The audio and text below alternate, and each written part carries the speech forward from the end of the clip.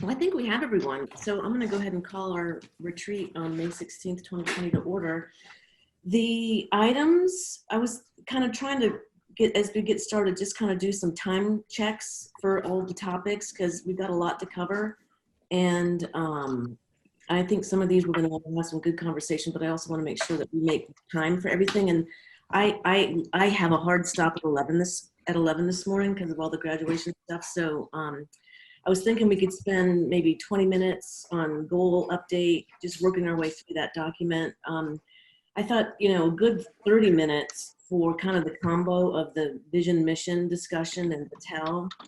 I was thinking maybe like 10, 15 minutes on F&P 2.0, and then Steve and Matt giving y'all plenty of time, 20, 30 minutes to talk about what the transition is going to look like. And then rounding out 10, 15 minutes on the superintendent search. So I'll try to kind of do time checks, and we'll just, we'll get as far as we get in terms of the conversation that we need to have this morning. So I don't want to be too rigid about time. I want us to make sure we get good value out of the meeting this morning. But I do have a hard stop at 11, and we'll getting us to end efficiently is what I'm going to try and do. So it sound okay just in terms of working our way through the retreat this morning? Yeah, but Steve's not on here. I thought he was. Did he drop off? He must have dropped. He'll probably be back. Okay. Said he was messing with his video, so maybe he's just trying to rejoin it. Maybe he just didn't like your timeline. He's like, stop it, I'm out of here. That's not going to work for me at all. Well, we'll go ahead and get started. Does that sound okay? And what I've done, I've got the goals document open in front of me. There's a column for updates. I'm not going to share my screen because I don't know why. I don't usually do that, but I'm going to take notes as we're talking, folks, and then I can send out the updated document. Y'all can review it, make sure I capture the notes properly. But does that sound okay? We'll just work our way through row by row, and I'll take notes along the way just as we want to do updates. Sound okay? Sounds good. Okay, so the first one around academic achievement, this is probably a little bit more Matt and Steve, if Steve is on your side, but evaluate academic achievement programs for efficacy. We were going to work with you to develop approach for measuring efficacy. I honestly don't know what we've done on this one this school year. Do you have any updates, Matt or Steve, if you've gotten on? Yeah, I'm back on. Sorry, I've got kicked off here a couple of times, so I'm working on it. So I know that there was some conversation that took place with Diane and Amy about this, but I did not follow up prior to the meeting today to see where that's at. Matt, I don't know if you have any additional information. Sorry, I was trying to take some notes here too and then realized I was muted. Yeah, I don't think I think about a couple different things with this, and I'm not sure exactly what we'd be looking for, but when I think about efficacy, I think about commitment to the work and some of those pieces. And so I don't know necessarily what that conversation with Amy and Diane would have been around this. I don't think we've obviously revisited it here lately, but we have some our strategic plan, we have the diversity, equity, and inclusion plan. And so for me, when we're talking about developing our approach for measuring efficacy, would be looking at teams' commitment to those pieces and what are our markers and indicators that we're committed to those aspects and some of the things that we have in play to do that. And so obviously that filters all the way down through the comprehensive school improvement plans and professional development plans and some of those things that would be look fors in that efficacy piece about trying to stay as a collective group committed to the work. So and I think if I'm initial thought around that, I don't know if that's totally off base from where you guys left this conversation, but excuse me. I think the spirit of this one is we want to be able to show through measurements are programs working to improve student outcomes. I think, and so I don't know. I don't know what the proper measures are to demonstrate that, but I think that was the spirit of this one, is that we wanted to be able to show demonstrable either progress or lack of progress, which then helps us evaluate, are these programs working and do we need to pivot to something else? So I think that was the spirit of it, but Steve, you were going to jump in. Is he gone again? Or are you muted? He's muted. Oh, sorry, I was choking to death on this end, so I was trying not to drown you out on the microphone there, and inadvertently unmuted or remuted myself. I think we had some conversation about efficacy as it pertains to our literacy and math programs in particular, and looking specifically at how it was addressing our achievement gaps. And so I think that was what started the conversation. I'm looking the faces on the screen there to see if there's any recognition of that as kind of an origin of that conversation. And I think it was, rather than kind of a global umbrella, I think there was some pretty specific questions about efficacy as it was related to literacy and math, and as it was related to closing achievement gaps. And I think that was the conversation that I know we started with Amy and Diane rather, was looking at literacy and math and looking at achievement gaps. And I know that the initial response that we got from them was around the role of current assessments. Yeah. So some of the things we use, like FastBridge and some of the state required assessments. And so that was the last, as I'm trying to look through notes here, that was the last update that I have on that. So I think if that's the direction, Yeah.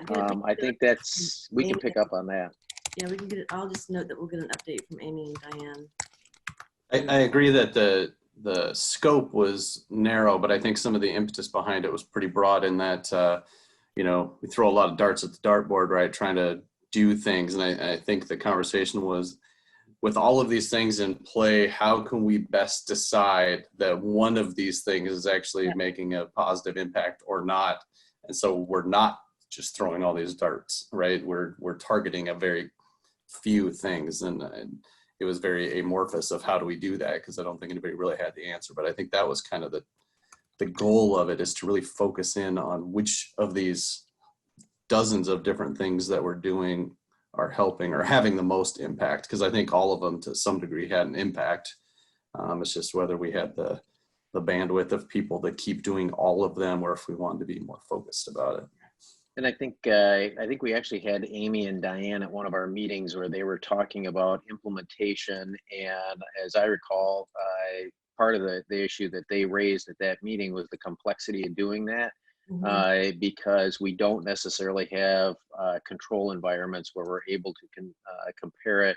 And because of the role of things like federal funding and things like that, that some schools are getting some interventions and other schools are getting other interventions. And part of that is dictated by how funds flow to kids. And so that was, I want to say that was back in October and November, we had them in to cover that. Yeah.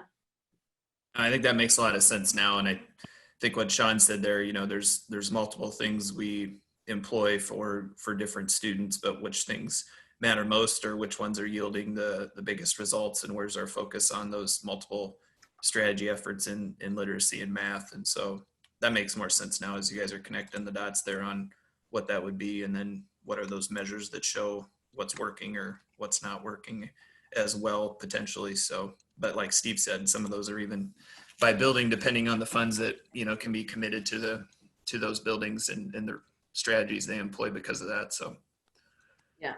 we can get an update on that. Yep, if that's what the next step is there. Perfect. Okay, next one, equity, climate, culture. Janet, before we leave this, I looked at the thing that struck me about this goal was the use of the word efficacy as opposed to equity or some other, or achievement gap or some other more specific term. So can you let us know someone let us know what the thinking is for using efficacy here?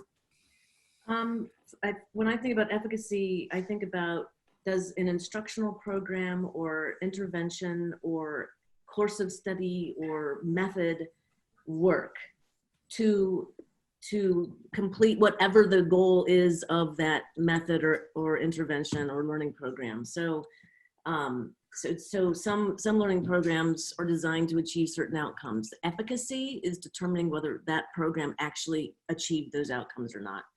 And so I think it's different than equity. I mean, I think we've got a whole set of goals around equity, but this is really about our educational interventions having the appropriate outcome. And it could be those interventions could be focused on math, they could be focused on reading, they could be around cultural awareness, they could be around, you know, physical health, but whatever the goals of that instruction are, does that instruction actually help students achieve those goals? And that for me is kind of the term of efficacy, and it's different than equity. We could have equity goals. You'd still want to measure the efficacy of your interventions to achieve those equity goals, if that makes sense. Oh, it does make sense, and thanks a lot. Thanks. Yeah, I think it boiled, I think the conversation boiled down to what works. Right, exactly. Yeah.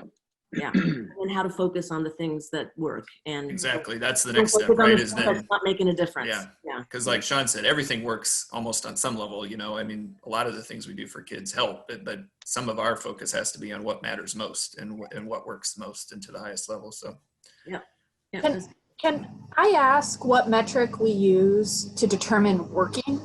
Like, are we just looking at proficiency stats, or do we measure success in some other ways? Because I'm concerned if we're just looking at stats and numbers, we'll miss some of our successes. Yeah. I think it's That was actually some of that conversation at the table when Amy and Diane were there. Is this just FastBridge numbers? Is this just state assessment data? And I think if you look at the third column, work with the administrative team to develop approach for measuring efficacy, I think that gets directly at your question, Lisa. What are the measures that we think are the most meaningful to demonstrate outcomes around student achievement or equity goals, whatever? And I don't think we've answered that question yet. I mean, I still think this is a conversation that we need to have. I don't think we've done this one yet. We've had some conversations, but we haven't developed this approach for how we want to measure efficacy in our district. What are the scores? What are the measures? And you know, that kind of thing. I think this gets at your question, and we haven't done it yet.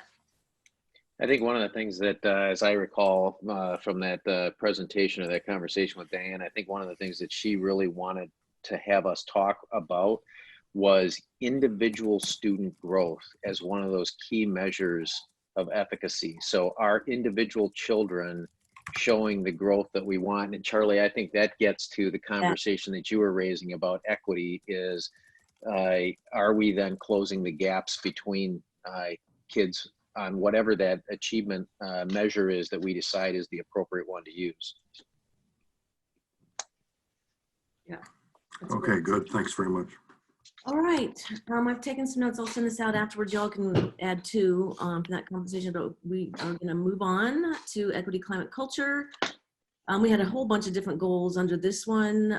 Increase the number of teachers and administrators of color, MTSS, PBIS, the outreach plan, professional development, safety in our schools. So let's just kind of work our way through these pretty quick if we can, just to document what it is we've done or where we still have gaps to go. So the first one is around increasing the number of teachers and administrators of color. Do we have, or do we need to get an update from Chase on that? Steve and Matt, what's your to be honest with you, I think you should have had one by now, but because of the interruption of the school closure, you missed a set of reports, and that would have been in that report. So I think it would probably be appropriate to break that out and to have him send that to the board so you simply have that data. And then if you want to do some follow-up conversation with them, we can get that on the agenda. Yeah, okay.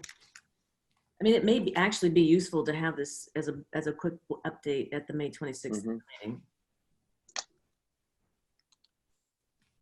Or even, I guess it's too late for the 19th. But anyway, we'll get an update from Chase and figure out next steps during agenda setting. We need to talk about it at a board meeting. Implement MTSS and PBS at all secondary schools and expand to more elementary. I think we've done this, haven't we? Or we've made progress on this one? Yes. Yeah, this would be this is part of our ongoing work, or was part of our ongoing work, secondary, and will continue into next year for secondary schools, is that MTSS process and PBIS. That's kind of just a continuous improvement model for us. And so, you know, you're never quite done with this one. Exactly. And so you just keep working on it. I think this one specifically was to make sure that we were seeing progress. I mean, like Anne's always done an amazing job at Tate, but I mean, just to see like at City and West, and actually Scott's been doing a nice job at Liberty, but just to kind of make sure that we're continuing that focus, and it wasn't just one high school, that all of the secondary schools were progressing on that. And it sounds like we have done that this year. develop and implement plan for sustained outreach and engagement with all communities in the district. Actually, I should have said something earlier. I'm just trying not to jump in too much here with the time thing, but just as an FYI, we just had 2 schools recognized for their PBIS implementation. So, and that was recognized at the state level. So that was a pretty neat thing. I think that plays right into the conversation about this goal that's right awesome. here. So What two schools, Steve? Twain was recognized for their success, and Tate was recognized for their success. So the DE, they received award. Both of them received awards from the DE. They just got those Thursday or Friday this week. That's congratulations. That's fantastic. Mhm.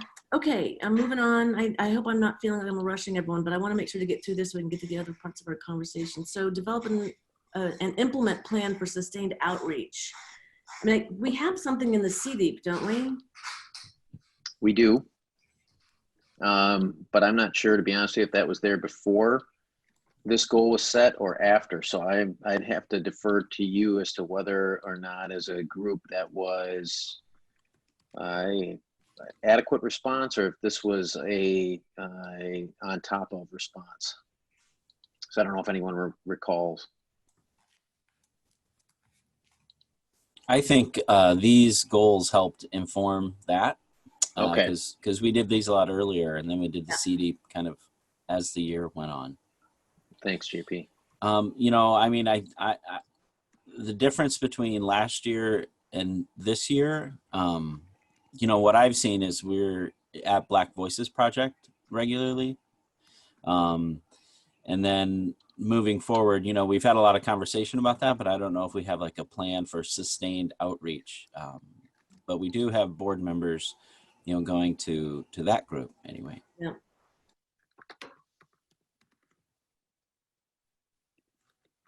Okay, got it. How about the next one, which is design, improve professional development experience and develop implementation plans. So I know we had some actually really healthy dialogue earlier this year around half day, full day. Brady was really involved. And I'm not sure where we've landed in terms of deciding which approach and then the implementation plan. I mean, we all recognized it was going to be kind of a, given the disruption in school days and parents needing to know and teachers, we haven't implemented it yet. It takes some time to put this into place. So So they had a survey out to staff. The WEA did, or ICEA had a survey out to staff, and it came back. And I think they were going to do a follow-up on that. And I think that was right before spring break. And so I would presume that the follow-up was not completed. But I'll need to follow up with Brady and Kristen. We're working on that. So they did get an initial round in. And I think it confirmed to them, and Matt, jump in here if you've got additional information. I think it confirmed to them that there was some frustration with Thursdays, but I think that there was also some unanticipated concern about moving away from it. So almost a, you know, devil you know versus the one you don't type of thing, is that not super enamored with the current model, but a little apprehensive about what the new models might look like. And so I think that was the rationale for going back out and asking another refined set of questions with them. And I believe that's where Brady and Kristen were right before spring break. Matt, I don't know if you've got anything else to add to that. Yeah, I just think this one's tricky. I mean, I think if you ask people inside the system, there's a recognition that our PD model is not sufficient, right? I mean, the amount of time we have committed to it to see transformative change in instructional practice or learning for staff is not good. But that's only a piece of it when it affects the whole calendar, because then you have other elements that it impacts, right? It impacts families, it impacts the teacher work day, not just the learning aspect, affects all the way to things like transportation. But so Steve's right. I mean, there's some things that are unintended consequences of a switch that could be uncomfortable or have some pain too. But I do think that's an important one for us to continue and probably push a little bit on, because if we look at all the skills that we know our staff, from leadership to even our paraeducators, need for some time, we don't have a model that really can deliver on that in an effective way consistently. And so we're really limited there. I think it's one we have to continue to talk about and look for a better opportunity on. But the piece people like right now is that regular every Thursday meeting, right? And if you try to grab a bigger chunk of time, then you're probably not doing that as regular, because we still have to work through our collective bargaining agreements and things. But there's a whole host of issues with it, but I don't think anybody's happy with what we have right now. Yeah. I can tell you that. This was one of the biggest pain points for teachers, right? Was the Mhm. model was not sufficient for them. Yeah. And we've talked about it a lot. And I know that so here's the sort of notes I took. So I remember talking about options and having pretty robust discussions at work sessions around these options with Brady and the team. So we developed some options. We sent out the survey that Steve just mentioned. We got the survey results. It's a little bit on hold because of COVID, but I think I'll just note that this continues to be a priority, right? Yep. Yeah, and like I said, I think Brady would tell you if you ask him, you know, that the surprise factor, or I don't know if that's the right word to use for it, but the idea that people who were dissatisfied with the current model were concerned about adopting a new model in terms of the impact that it might have, which might, as an unknown, not necessarily be better than what we have now.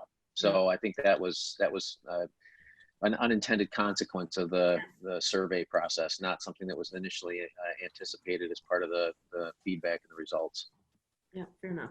I'd like to add, you know, it's under the section of, you know, equity and climate and culture. So I think that it's not solely based on the logistics of how to offer PD, but the content, right? And really having effective content. And I know that the logistics of it affect that, right? If you can only get half an hour or whatever, you know, once a week, you're going to be able to do different things than if you have half a day, right? So they go hand in hand, but I want to just, the end goal here is not just to decide how many hours of PD they're going to get, right? I think the content piece is still part of that, and I don't want to lose focus of that. Yeah, I think that's a good point. And then that goes into even the things accounted for in the diversity, equity, inclusion plan, right, Sean? What are those things we determine are learning priorities for the staff in that plan? And then how's that accounted for, whatever the model we have is? Yeah, that was one of my reactions to this. So to this point, and I agree with Sean. You know, I just want to chime in real quick on the change part of it.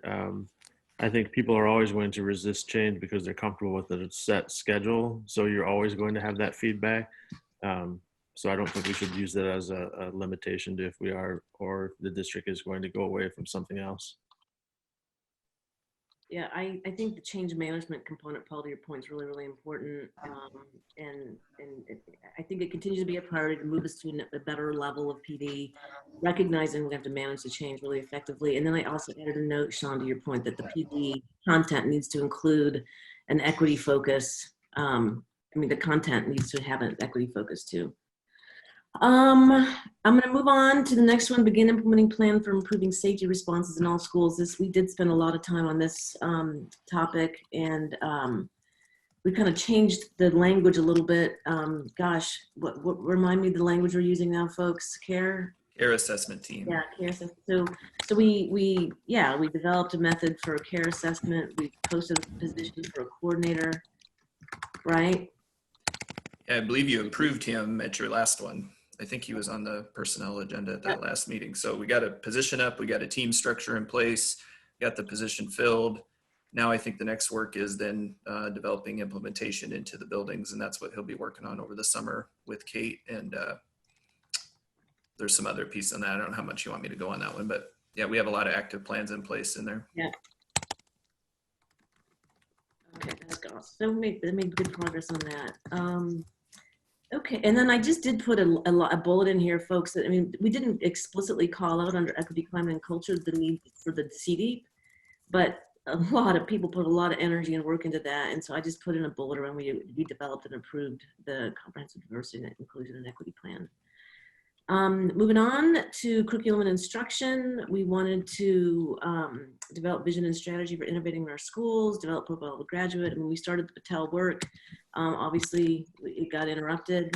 And I think maybe we just leave it at that because that's a really chunk of our next topic for discussion. So is it okay if I just put in developed approach with Patel and then it got put on hold? And the one thing, if you want to insert a goal there, not to tell you what to put in for a goal, but, you know, probably a continual focus throughout the year would be just the return to learn piece, you know, under that curriculum instruction, and then what areas of either innovation or accounting for we need to do there too. So that might fit well in that one. Okay, return to learn plan includes areas of innovation, you said, Matt? That should be the goal, I think, for us, is to look for ways we Yeah, also try to innovate through this situation and look to Yeah. do some things differently. So that's a good point. Okay, and we'll come back to vision, mission, and Battelle shortly. Under facilities, I don't think well, this is our chicken and the egg discussion. We get into this all the time. We want to do some work, but then we felt like we needed to do the vision, mission, Battelle things that would then guide like the building use, for example, and what we would do for FMP 2.0. So I don't really think, obviously we haven't done profile of a graduate, so therefore we didn't do what we set out to do on the FMP. Is there anything that we can note around FMP that we did this year, that the administrative team did? On 2.0, one of the things that we did is we charged Dwayne with really giving us a comprehensive list of everything that wasn't done on the FMP 1.0. So everything that wasn't done on 1.0, and then everything that from a current assessment standpoint, we can see that needs to be done moving forward. So he has created a lengthy list of projects that should be considered for inclusion on 2.0. So just for reference, remember there was a whole bunch of projects that we didn't do on 1.0 that were identified in the BLDD study. Yeah. But they fell in the 3 or 4 category, and we simply didn't have enough money to do them. So we set those aside. So he included all those plus other things that have come up over the course of the last 7 years that have been determined to be things that ought to be tackled this next time around. So we did that simply in anticipation of the board wanting to re-engage in this conversation and us not wanting to get to that point where you asked and we said, well, now we got to start the process. So we've already started gathering that information. And is replacing or building another elementary school in Hills part of this process? Yes, it is. Yep. And I guess I'm wondering, Janet, if the Battelle work actually needs to be preliminary to doing this. We went back and forth on that, Charlie. Oh, is that right? Okay. Yeah, I mean, as I recall, directors, y'all chime in. I might not be remembering it, but I remember at some work session we were talking about it, and I do recall Dwayne's kind of backlog of facilities projects that he put together, and the price tag was already giant, if I recall that too. Yes. But then I think Charlie was like, well, because we would start getting into conversations around pre-K facilities or an idea of transitioning our junior highs into a 6, 7, 8 facility. And I mean, we'd get into those kinds of conversations and go, well, gosh, maybe we need to have a bit more of our, vision, mission, kind of how we're going to innovate before we start making decisions on how to use our facilities. Because I think that the idea was, wow, we wanted to implement some kind of unique, innovative programming. We might need something specific in a facility to facilitate that, to allow that to happen. So I think we just went back and forth, and we can continue to see what we want to hold off on until we get the Battelle stuff done. But I think that was kind of the nature of the conversation. Okay, I follow you now. It occurs to me that there are some things that surely don't need to be tacked on or put after a Battelle study, like the Hills School to me is an example. I think we'll replace that no matter what the Battelle outcome is, right? And maybe there are other things on Dwayne's list that are not Battelle dependent. Maybe we could have put 2 lists together, one that's Battelle dependent, one that's not, and work on the one that's not here in the immediate future. I'll have to say that I disagree with the Hills piece. We know that that Hills facility isn't adequate, but we don't know if our plan is to develop more pre-K space out there. So that's why I think that Patel, but I can't talk this morning, Portrait of a Graduate is needed in order to help guide us, because what I don't want to have happen, we build whatever facilities or do any type of renovations, and it's not serving our students. It's serving this board or what the board believes we need wherever it's at, but it's not serving the actual community or our vision as a district. That's a good point. I also probably speak in the very minority here, but I think the Hills issue is a big topic that may need to be addressed if, depending on funding and sites and what we're actually doing in that building. Yeah, I think that's Yeah, right. I won't digress, but I'll just tell you, we've got property acquisition issues down there, and that changes the nature of the process a little bit, although we've got some great cooperation from the city of Hills when we look at property disposal. So I think there's some real upsides to it, but I would agree that there's you've got some issues to work through there.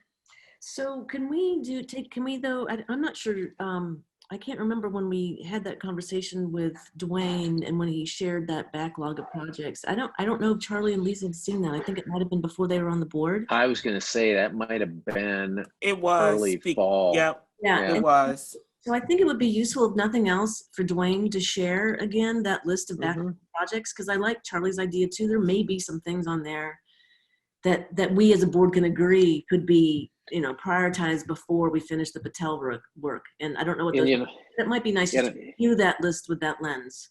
And I think actually, given the current state of affairs, I think that preceding Dwayne's conversation on it, I think what might be really beneficial is to have Leslie walk through the various funding streams that are available for a facilities master plan. So what does SAVE look like? What does PEPL look like? What does the general fund look like? Are there other funding sources out there that we also use? What do they look like? And really give kind of an overall scope. How big is that budget? What else is it used for? How much is devoted to FMP? What does the future prognosis look like, et cetera? Yeah, I think that's a really good action item. And then we can have less, as you said, do the funding source thing at an upcoming board meeting. That's a great idea. One thing, isn't a secure entrance at West kind of in that next It phase? is. So there It would is. be That a was- few projects like Yep. that we know we need to go ahead with. And I want to say the new secure entrances at Wickham and Weber, because I think those are the last two elementary schools that are still with the office inside and the door outside, and you don't actually go through the office to get into the school. There may be others, but those two are the ones that stick in my head just because they're identical schools and they were left out. Yeah, those are good. That's good. So we'll take that action item for Dwayne to send out his backlog, and then we'll have an upcoming board meeting when folks have had a chance to review that. And we'll have that lens of things that we need to proceed with versus what needs to wait, as well as the funding source discussion. That's good. Hey, Ruthina, Board Governance and Development. And I don't know why, it's because you're chairing that committee. I know many people are helping you with that, but we're making good progress. We're making progress, but it was a ambitious goal to have that by the November election, where I think already passed. So we're making progress, but it's a heavy lift. Yeah, it's a lot of work. So should we put this into a goal to complete it in the next school year? We want it to be done before Steve leaves. I mean, I don't know if that's not realistic, but we could try. I mean, I would say a more realistic goal is school year. I mean, I'm not going to slow it down, but I don't want. You're thinking in place for the start of the school year? Yeah. I mean, we can say that. Yeah. That's what I meant. Yeah. Because we have, we're on 400s, which is students, but what other ones have we not covered? We're on 500s. 500. But what 5 and 6, right? Don't we have 6 to do after that? Yep. Yeah. I mean, we could definitely try. I mean, I'm willing and able, so that's why I would say to have them done in place by the start of the school year. I think the bigger thing after we get through them, because we've obviously go through them with the fine-tooth comb, but it's everybody else, the other 4 members of the board, that will have to read through all of these policies. Yeah. And then they may have questions, and then, we're going to have to hash it out there. But just that time involved for the other 4 board members to read all of these is going to be large. Yeah, I would think, if we set it not by when Steve leaves, but by the start of fall, I would think that would be enough time. Yeah, I just think we would be done reviewing before Steve leaves. We're getting there. And I'm just kind of joking in that, Steve. I just wanted to make sure that you had to go through all of these policies with us. All total, it's a riveting like 1,200 pages or something for people. We're not going to let you off the hook, Steve, is what it's sounding like. It's all right. We're good with that. We're slugging away. So I said making good progress, goals to complete by the beginning of the 2020 school year. Yep. Hey, Janet, Hey, before we Janet. move on, Yes. No, yeah, go kind ahead, of Sean. jumped past we did the FMP stuff, but there were 2 other things on there with the playgrounds and the Oh my gosh, Um, thank you for catching that. climate action plan. I would just mention that we've actually done really good progress with both of those things. I don't know that we have the hard targets necessarily on our climate action plan set. But the work that the playground committee has done is really good. And, as we've gotten a couple of submissions for playgrounds, they've gone through the little checklist and everything on what all's there. So that's been really good. And I think we've done good work on the climate action plan. So I don't have a lot more to say on that. I just want to make sure that we addressed it because it was on there. No, thank you for catching my oversight there. So we did and the inclusive play work was fantastic. And so we got the guidelines done, we approved them as a board, and now they are being used. That's actually a real success story. And Janet, for the future goal, could we maybe add to that to keep that discussion going about the Pearl tax? Yeah, I think we've got an item down. Pearl is on our last row. Okay, financial, got it. Okay. And then we developed a climate action. We approved a climate action resolution, right? And then we have gotten baseline data. We had baseline emissions study, right? Did we ever cycle back though to set our targets? I'm trying to remember. Can y'all remind me where we landed on this one? I don't believe we ended up with the hard targets yet. No, I think we No, were I waiting don't on those think so. studies to come in, and then I don't think we cycled back. Because I thought Either. we got the study results, but then I think We- we got stalled with everything Right. else on COVID and Yeah, I think we're looking for a recommendation about targets to react to guide us. Okay. I don't want to lose sight of this one. I almost feel like this might we try to Oh, right. No, we can't lose sight of in it. terms of the hard targets. I might want to see if we can put this onto an agenda item to get this done yet this summer, so that we going into the new school year, we've got a resolution, we've got targets. What do you think? Do you think the staff can put together a recommendation on targets? And I got to go back and look because I seem to remember that we had some target numbers in there. I thought we brought them to the board. I'll have to go I back didn't and want to pull that misspeak, out. Steve, but I thought there was targets in that report Yeah, we looked at too I about thought we trajectory and did. time, and Yeah, I don't well, know if yeah, you're talking like a commitment to the targets is Yeah, I maybe a think different I- thing, but yeah. Because I think we did the studies and there were targets and then they had some different models that they planned out, forecasted. And I don't think we ever went back though and actually updated the resolution itself with the hard targets. Because No, I don't think we did because I thought we. that I was gotta what go it pull my said. files up. I can't find them right now. it actually says in the resolution, we're going to come back and add hard targets. So we need to close the Yeah. loop. All right. Yeah, when I'm saying targets, I'm thinking probably more of operational steps to get to those targets. I agree there were targets in the original presentations. Okay.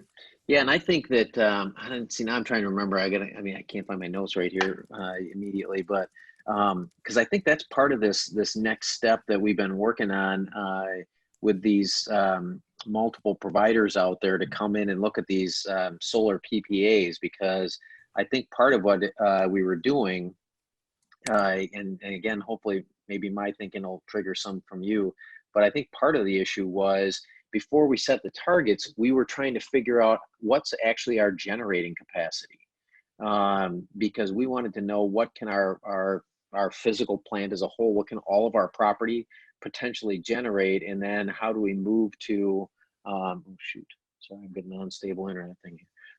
How can we move to some kind of process where we can build towards maximizing like our solar capacity? So I thought that was part of it, but I'll have to go back and pull my notes up. So Yeah, that's, Steve, you're right there. That was, I mean, that's kind of where I was at. I wanted to see what the capacity was, and then the other thing that came up when we were talking about this is like replacing our bus fleet, yeah. and so to have some kind of Yes, an that was idea, on there too. Yep. yeah, what's the price tag to do that all at once? Obviously, that's going to be pretty monumental, and then we can work back from that and decide how much. Because really, when we're talking about targets, I think what we're meaning is money and spending priority, and how much would it cost to go all solar, and how close could we get to that? How much would it cost to replace our entire bus fleet, and then at what time frame? Because we'd be committing potentially future boards to spending money on this. So Yeah. So my Yeah, recollection, right, we were trying to have a target of like 50% reduction of emissions by 2030 and 0% emissions by 2050 or something Right. like that. And the report was like, if you want to get to 50% or zero, right, here's your starting point to define what 50% is, and zero is there's a whole lot of stuff you have to do. And it was basically, you're not getting to zero, right? Like it was going to be almost impossible to get to zero. So I think that was going to back calculate, okay, can we get to 10, percent of what our emissions were feasibly, right? And then set that as the target. I think those were some of the numbers we needed to put into the plan itself, and whether it was half solar and half electric buses or, whatever it is. I think those things live outside the action plan itself, right? But the targets drive all of those pieces. And I think we were trying to get a firm number, because it's easy to say we want zero emissions, right, as a target. But if that's not a practical thing, maybe it doesn't make sense to do that. But I think we are really trying to land on what a practical number is. And I think the report that we got basically said, if you want to get to zero, here's all the things you have to do. I don't know that it necessarily gave us a target to drive to. I think it was, you guys decide how far down this little chart you want to get and set that as your goal. And I think we still need to do that. And so what we can do, because we've got the solar PPA thing coming to the board, right, Steve? Yeah, I don't have a date on that yet from Joe, because remember, one of the things that Joe is doing is he's going to give us an update on as the legal landscape changes. What does a PPA look like? What does it mean for the district? What's the long-term obligation? What's the board's role in making those kind of long-term obligations on behalf of the community, et cetera, et cetera. So that's what we're supposed to be getting from Joe. I don't have a timeline yet from him on when he plans to deliver that. I want to do that in June. And then I want us to make sure we are clear on what next steps, what additional data, et cetera, we need to be able to get to the point of setting our targets in that resolution. I mean, we committed to do that to a big part of our community. And we need to kind of pick this one back up, I think. And I would love for us to be able to have gotten the data, had the conversations, how far can we go, how fast can we go, what the budget impacts are, and set realistic, feasible goals. To Sean's point, in that resolution, I would love for us to be able to say by the beginning of the school year. I don't know if that's feasible or not, but if we go into another school season, I can already see, we'll be disappointing our community, our school community, our student community, if we haven't kind of continued to make take these steps and make progress. And I think it's going to be really important to figure out how does that mesh with FMP 2.0, because I think there's going to be a huge competition for dollars, and I think that some of those places that we've safely gone to that money before, like Save and Pepple, we could get some. Well, Matt and I can tell you this because he's already rained on our parade. we'll get something less than a rosy outlook from Les when he comes in to talk to you about, the future financial stability of the state. And so part of the problem is you've got competing interests inside the district for that same pot of money. Yeah, when you start saying no to some other projects you can't do because of this, then in turn you're going to have other people that'll come and be upset, right? And so I think that's a good link to that conversation, that they both need to be had at once about where we're committing funds and where we're not, and the reasoning behind that. Because once it's a no because of solar, that conversation could change on you in a hurry. And so that's just a careful one we'll want to be able to consider together. Okay. I'll add too, I don't, we're pinning a lot on Portrait of a Graduate, but this exact scenario at the one listening session that we had at my table, this exact thing was discussed. Mm-hmm. He puts up the climate action plan, and everyone at the table is like, this is amazing, we should do this. And then I say, hey, we've seen some modeling and it's going to cost X millions of dollars. And then everyone at the table goes, oh, well, then it's not a priority. So, and so that's why I think that community feedback through Portrait of a Graduate may help us guide in some of where are we going to put these dollars, and do we really want to dump the millions of dollars into the diesel vehicles and the solar panels, or do they want to see other innovations prioritized ahead of that? Although, just to advocate a little bit, solar panels should be saving us some money over time as well. Well, lots of energy on this one. I took some notes on this one. So our next concrete step is, though, for Joe to come on the PPA matter, and Right. And then we can get a little clearer in that conversation around exactly what next steps we want to take to keep this moving forward. Okay, I think I've covered them all there now, finally. Thanks for bringing us back. Board governance, we talked about getting the governance model done by the beginning of the school year. We had personal or board development goals. We haven't done anything as a board. I know individual board members have gone to conferences or maybe participated in other learning opportunities. Maybe what we can do, if you think we need to, I mean, I can just note that we haven't had any board PD, but I'll just note that individual board members have taken opportunities to participate in development at time. I don't know. I think it's important to maybe find board PD that we can do, because I truly think that helps build relationships and an understanding on that, we're this cohesive unit working toward the same goal. And when, we have new members cycle on or off, or it's been how long ago since we've done any of that, it's always good to maybe refresh that and build that relationship and go forward. What that is, I don't know, but I think it's important that we explore having, getting that done.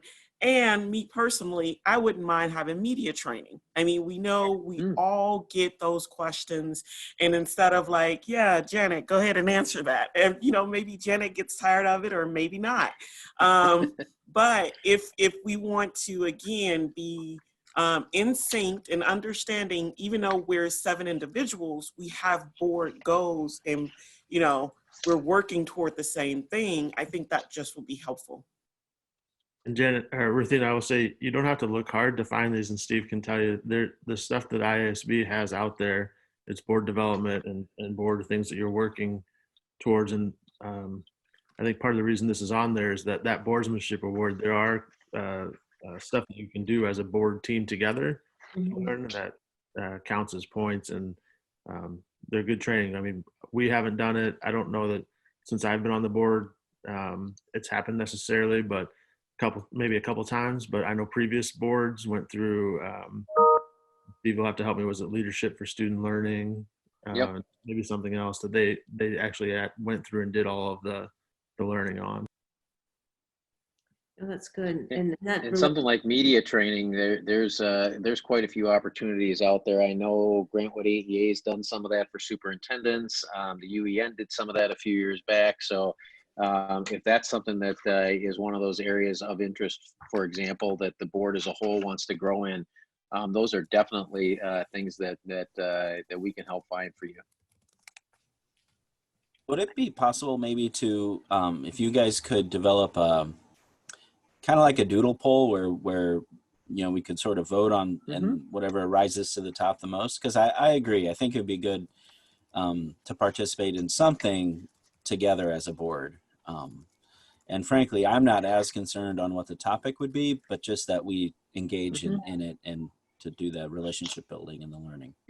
That's a really good idea, JP. It might actually be a twofold process where the first one is just to say kind of an open box, hey, everybody fill in the things that you think you are personally interested in.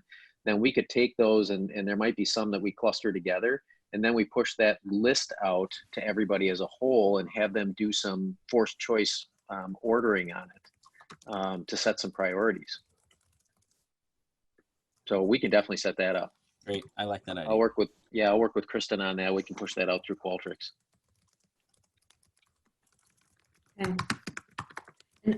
And would we want to see if we could, over the summer, do a board development activity together, or are we saying we want to push that out into the next school year? I'm just trying to get a sense of timing and prioritization. The summer would work best for me. Okay. Yeah, me too, right. Yeah, I think summer would work best for a lot of us, but I know I can't speak for anybody else, but especially me, just because that's a little quieter for me at work and I can really be more flexible in meeting and time once the school year starts, especially given we have no clue what it's going to look like with COVID. It's just going to be a nightmare. Yeah, Okay, so I just got to put a plug in. Favorite PD experience ever with board here in Iowa City, low ropes course at the University of Iowa. I would totally do the low ropes course. I tried to get him to do the high ropes course. Do you remember that, Kim? What's the low ropes course? I don't even know what that is. We should do the high ropes course too. Yeah, that didn't work. What Sarah is it? Swisher told me that she thought I was trying to kill her. What is I'm it? not sure my wife is going to be keen upon my participating in that. The low rope, they call the low ropes course low ropes, but it's not. It's really team building exercises. It's an opportunity to do some mental problem solving on some things, and there might be a little agility and balance that's required, but it's pretty small. So there's no Yeah, long-term. We've health done that as a department. It's actually pretty good. Is it? Yeah. There's no Yeah. ropes involved though, right? No, there are no ropes involved. The high ropes course, you're swinging around like on a trapeze kind of thing, but the low ropes course, you're on the ground the Okay. whole time. We have ropes. We tie Charlie up, and then he has to figure out how to get undone. Okay. Well, so I think I like the idea. We send you our topics or priorities for PD. Steve, you and Kristen will put together a Qualtrics thing that we can respond to rank order and sort, if you will. And actually, I won't even have you send them to me, Janet. I'm going to have Kristen do it on Qualtrics, because then Okay. she'll just gather them all, because you'll put your ideas in and she'll be able to just gather the ideas. And then she'll cluster them and then she'll push them back out with the little radio buttons on them for the forced choice. Got it. Okay. And we're going to get something done this summer. That's awesome. Okay, good. That was a great conversation. And I knew this goal update would take a long time. We're really behind what my little schedule was. We're not going to get everything done today, but let's keep moving. I just put a note that I didn't make any progress on investigating the better boardsmanship. I mean, I just didn't do anything, but that's something we can continue to focus on. Financial, we had started a minute ago. Pearl came up. Boy, did we looked at it and then we didn't do anything. We punted, as I recall. On the Pearl one? Yeah, I mean, we looked at Yeah. the lines but we punted, right? We did Yeah, punt. but- We wanted. I remember the conversation was, I think at the time the board wanted something more specific that we would spend the money on. Right. Mhm. I'll be honest. Personally, that amount of money, just getting our playgrounds updated, I think that's what we spend that money on, and that allows us to develop these really great, inclusive playgrounds. And $800,000 a year. Yeah. And I think we could really, because we have to pass this. It is 50% +1, but Mhm. if that's the goal, I think it's simple enough for the community to latch onto. and to get some support from our special ed mental health advocate folks. If that's our stated goal, to bring all of our playgrounds in line with the plan that we already have, I think that's a fairly easy sell. From a I could see. boosterism. that Oh, go ahead, too. Charlie. Yeah, I could see JP's point, and I'd like to go ahead with it too.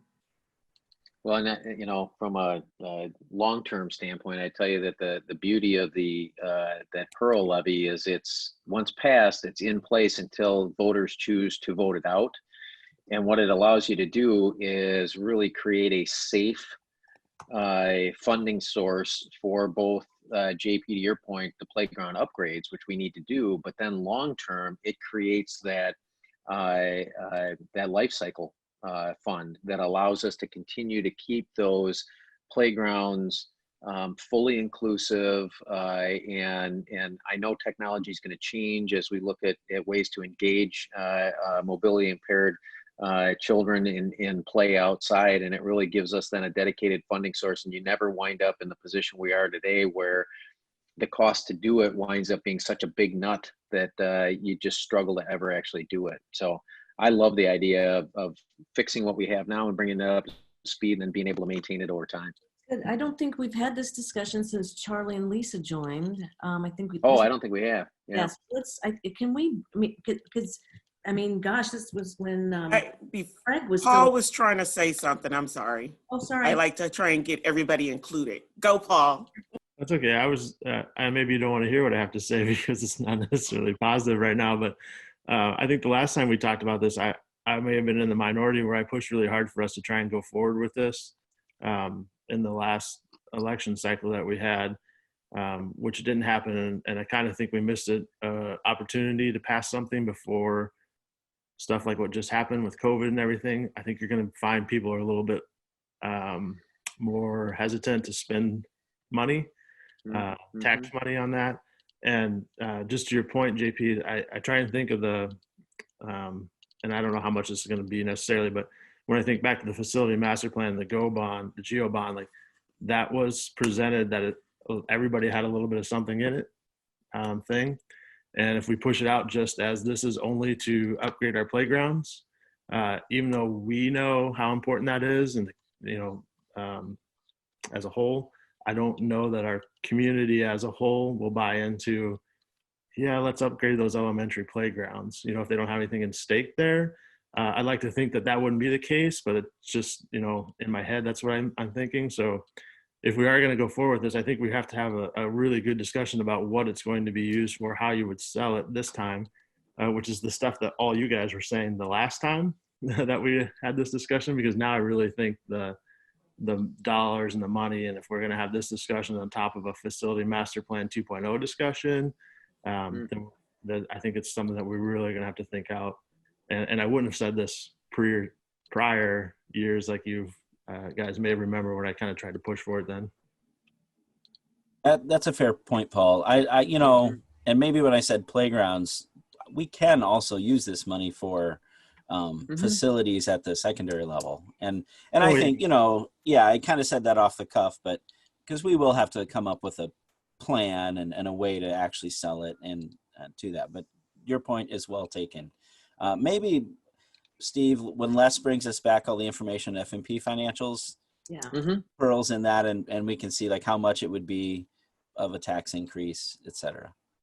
Yeah, because I think last time you were sharing, it's about a 13-cent tax increase and generates about $750,000 to $800,000.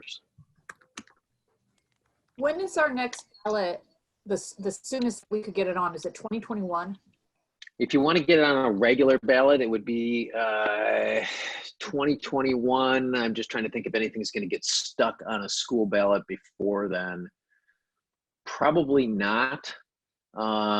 You might be able to hitchhike on somebody else's special ballot because of the new municipal election combination, in which case then the cost would be partial and not full for a special. So that might be something to think about too. It used to be that because ours were on those weird off days, if we weren't having an election, then we footed the whole bill for it. But with now the the consolidation of election dates, there might be something that we could hitchhike on. I mean, like literally like a primary in June kind of thing. There might be something like that we could pin something like this to, that would be a partial cost option for us. Okay, well, I like JP's idea of just maybe we'll hear about Pearl as a revenue source when Les comes with some of the information for 2.0 funding. And then it may be, we can decide as a board if we want to have a board discussion around how do we go after those Pearl funds, what would the priority be, you know, Paul's point around kind of the world has changed around us, what's the likelihood of this happening. And anyway, I think let's do that first discussion with Les and then decide if we want to take up Pearl specifically in a board meeting sometime this summer. And then the last one was, we were really keen to, having gone through that horrible cost savings initiative last spring, we wanted to be able to bring things back. And so we've been doing obviously some budgeting based on what we believe our state aid will be. We focused a lot on classroom size, teacher levels, RAM. I'm not sure we've had any other more specific discussions around bringing back resources that we lost, have we? Well, I would just say that the way that conversation unfolded was at the bargaining table, and I think we did a pretty good job at doing that to have some resources in order to bring back. And, you know, I don't think it's a secret that we emphasized class sizes are a priority of ours. So. Yeah. I think some of that conversation slowed down as soon as we hit this current crisis, just because of the concerns about what it's going to mean long term for our budget. Yeah.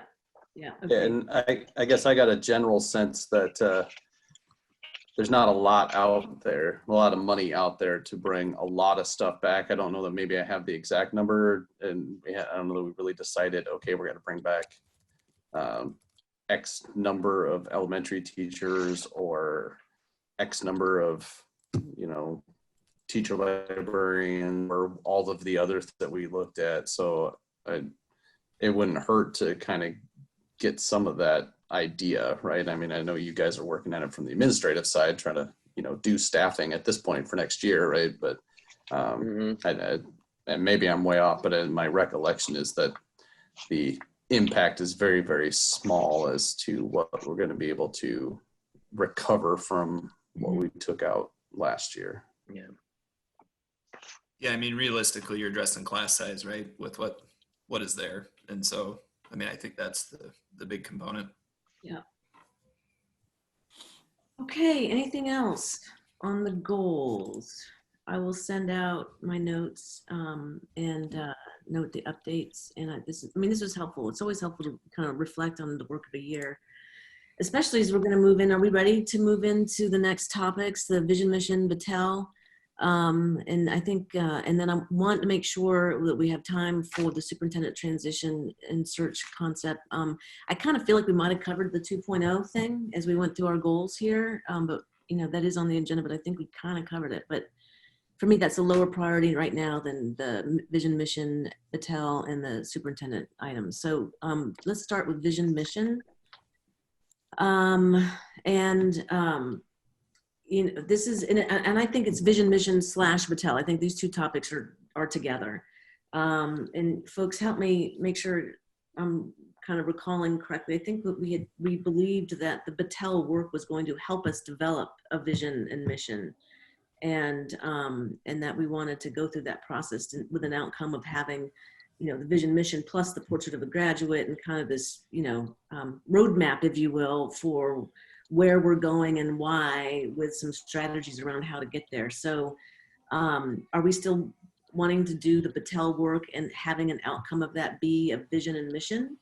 And so I'm just going to open it up for conversations. I know y'all have thought about this a lot. I think we have to finish the Battelle work before we can start our vision and mission work, because I think that's going to help guide us to do that. So Yeah, it's literally called the North Star, the out end product. Right. And I think that doing anything before that would be weird because then you might have to change it or you're going to help guide what that Battelle outcome is. Yeah.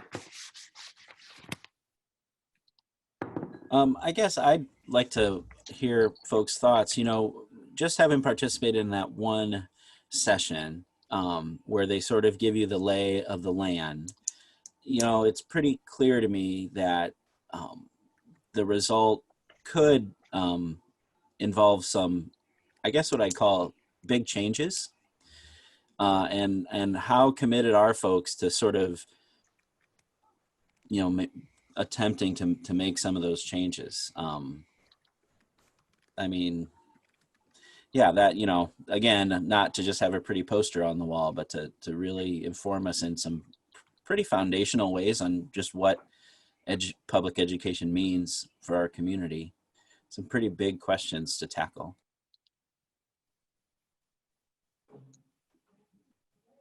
I'm not afraid of change, so, or hard things to do. So I would be for that and doing the changes or whatever's needed and doing that work. I would agree. I think that, you know, I haven't been on the board that long, but, you know, in my time in this district, right, we've made these kind of small incremental changes. And, you know, we've brought up in meetings before that we're not always moving the needle in the areas where we think we need to move the needle. And I think, you know, at some point, big sweeping changes might be the exact thing we need to do. And it's having some direction in that, I think, is a great thing, because we could all just throw out wild ideas ourselves. But I think kind of coming together as a collective and figuring out, you know, what big sweeping changes are actually going to be effective, I think will be nice. So I look forward to the product coming out of the Battelle work to give us something real tangible to drive towards. I think as it's out here in space, you know, amorphous, thinking about all these things that could happen, it's hard for any one of us to say, all right, here's the steps we're going to get there, when we don't really know where we're trying to get. So if we can really define that end point, even if it's huge changes, I think it's then easier to make the changes because we know what the goal is. And I think the community, you know, can understand that better too and wrap their heads around it, saying, oh, we're trying to get here, right? You know, if you think back to, God, it was, I don't know, 2 years ago that we were talking about pairing schools, right? And that caused a lot of commotion, right? And I think most of the commotion was caused by a real not understanding of what the goal was, right? And we weren't able to super eloquently explain it either, right? We kind of knew what we were talking about, but struggled a little bit. So I think really doing this work and getting that final goal out there makes all of those other changes easier. It makes people accept the change easier. Well, I think one of the things that the Battelle work does for you is it's not my idea, Matt's idea, your idea individually or collectively as a board. The intent really behind that was to get the community pulse on what is it that you want kids to get out of going through the system, and then is the system actually set up to deliver those? And if it's not, then whether they're incremental or sweeping changes, hopefully you have the support of the community that says, yes, that's exactly what we said. We want to see that. If this is the way to operationalize it, then we support you doing that. Yeah, I mean, I would agree that I'm super open to big sweeping change. I have some hesitations about how we implement this change and stay within the rules that are imposed upon us by the DE and the Fed. And I think that's the tightrope, because personally, for example, I'm not a fan of standardized testing. I don't think it's a measure of the type of education that's being delivered in the school. But we have to have the testing, and we have to meet certain benchmarks, or else we're going to get in trouble with the state. And so how do we take the time that we need to devote to making sure that our kids are proficient on the test and balance that with the innovative type of change and teaching and learning structure that we may want to do? That's my hesitation, is that that's going to be hard. And I think that we're really going to have to rely on the admin team to keep us focused on, you have to do X, Y, and Z to be in compliance with the state. And how is that going to fit with this vision that us who aren't really educators have of where the district wants to go. I will say, I really thought the first Patel session was great. And I think that after 4 sessions, we really will have a product that we can point to that says this is a community vision. But I think we're going to have to start Patel back at ground zero in the fall. Yes. I do not think that we can build off of that first session for a whole bunch of reasons. First, people aren't going to be available to come back. And like we had some senior students in that cohort, they're going to, and so we have to reform the cohort. And looking, just kind of road mapping where he was going, there's so much built on each session that to bring in people cold on the second session, they're not going to feel like they had any buy-in because they didn't participate in the first. And so I hope Patel feels the same way. I hope they're not going to cost save and say, no, let's jump to the second session. But I think we're going to have to do a full like new call to the community, who wants to be on the committee, and from ground zero. We even talked about the world just being so different than the world that he laid out at that point in time. And so, you know, our conversation with them, we actually have a follow-up call scheduled with them next week. And it's really an opportunity to push on them. We agree with you 100% that we would want to start over. And we've had conversation about, can you really do something like this effectively in a virtual environment, or do we need to think about the ability to actually have people together to do it in a communal nature? And then the other question that we really want to push them on is, you know, given the content of that first session and given the change in everything that we know about the world as we know it, what is it that you are doing to revise your work to reflect today's world? And so we've got a call scheduled with them next week, and we're hoping to get an update on that and really to talk to them about when can you come back to the district? What do you envision that looking like? What's the time frame, et cetera, et cetera.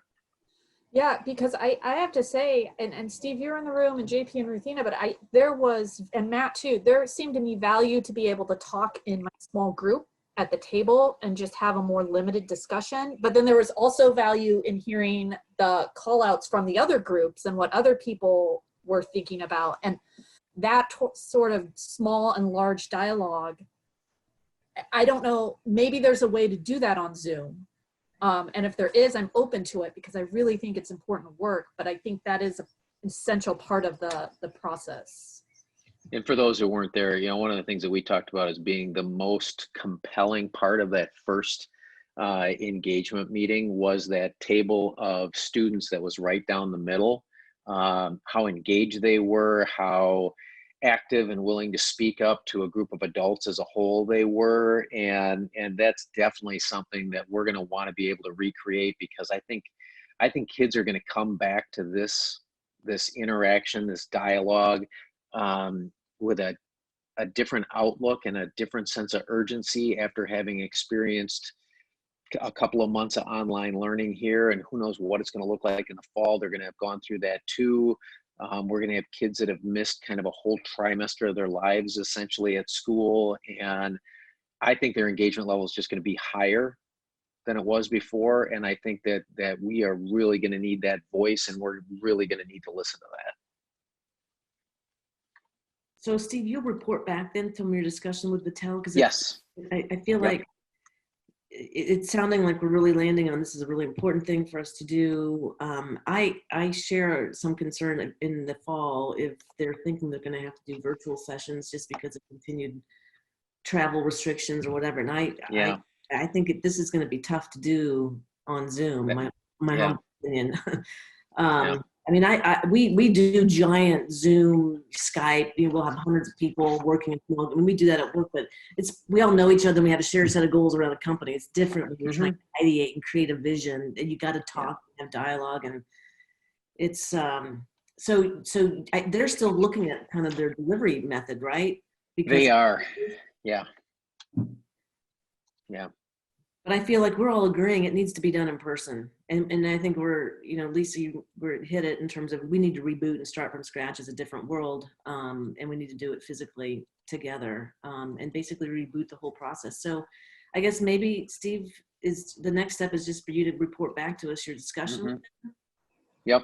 We'll get something out to you as soon as we talk to them. We'll put something in writing to you just so you have that in hand so you can think about that. And do they have availability this fall? We talked to them about that just because obviously they book out way in advance. And so one of the things that we want to understand from them is how do we get on your schedule now that we were kicked off? We were told we're going to have priority. So it may be that they just start bumping everybody back. But at the same time, I don't want them to shoehorn us in at the beginning if it means that we have 4 virtual sessions. So we really want to understand what our options are to re-engage with them. They've been really good to work with so far. With the virtual piece is, is that as easy to take to the community as a product that we want to stand behind, right? Because even if the people in that group are committed to it, and even if the board's committed to it and the admin team, I think that's harder just to say that was a real robust process, no matter what we do in terms of an engagement piece as part of that, and getting feedback. So I think that virtual one's a little tricky for then how useful is it to inform that broader mission vision moving forward too, and feeling like people really thought it was wide open. And so we'll definitely talk to them about the virtual, what that could look like. But I just think that's one thing to think about. Is it as useful, if it's done virtually? Is the conversation as rich as like Lisa talked about? And, does it really drive the change we hope it will? I will add that at work, we're exploring a lot of hybrid options where we meet in person in a smaller group that's more with the virtual component in the room. And so, because I could imagine the guy who led us, I think his work could all be accomplished virtually. The presentations on the screen and the questions and the prompts. To me, it was talking to people in the community at that small group that would be hard to replicate virtually, but I think we might be able to do some sort of hybrid model there. Steve and Matt, maybe you can correct me if I'm wrong, but and maybe I'm imagining this, but I'm thinking of when I was at home and she was doing some stuff. Isn't there a feature on here that you do breakout? Yeah, you can do the breakout rooms. Yeah, we do that for some of our meetings already. Yeah, people can jump in on that, and then you come back together as a whole. Yep. Yeah, there's some really awesome tools for, shared whiteboarding, sticky note stuff. I mean, it's not from a lack of tools to have these kinds of virtual meetings. It's just, I like your point, Matt. It would people see the value of the product if it was all generated in kind of this, without sitting down in more than 10 people to have a conversation. So it just loses its public visibility, I think, in this type of a thing, and so then it's not as visible and doesn't feel as tangible, even if the product's really good. So, well, and Steve's point of the students literally in the middle of the room, I mean, that was a visceral thing, and I agree. I think they're going to be so much more engaged after this, but it was powerful. Didn't you think that there was a willingness for the adults in the room to defer to them, partially because of their placement and partially because of the visual enthusiasm that you could see from them? And I just fear that you put them on an online learning environment, and if they aren't as demonstrably engaged, if people can't see them, and how much focus and intensity they have in their breakout space, maybe there's not as much willingness to defer to them as we really saw with the group. And that's, I worry about that. So we'll get some face shields. Wow. Yeah. I've seen yours, JP, so I know you're used to it by now. Yeah. And be outside, JP. Yeah, I'm not used to it. It sucks, but I bet, and I do wear it a lot. Yeah. Oh. Yeah. So I think we're all agreeing Vision Mission is an outcome of the Battelle work. We're very excited about the Battelle work. We want it to be physical as much as possible, maybe some blending, but we want the community to physically engage.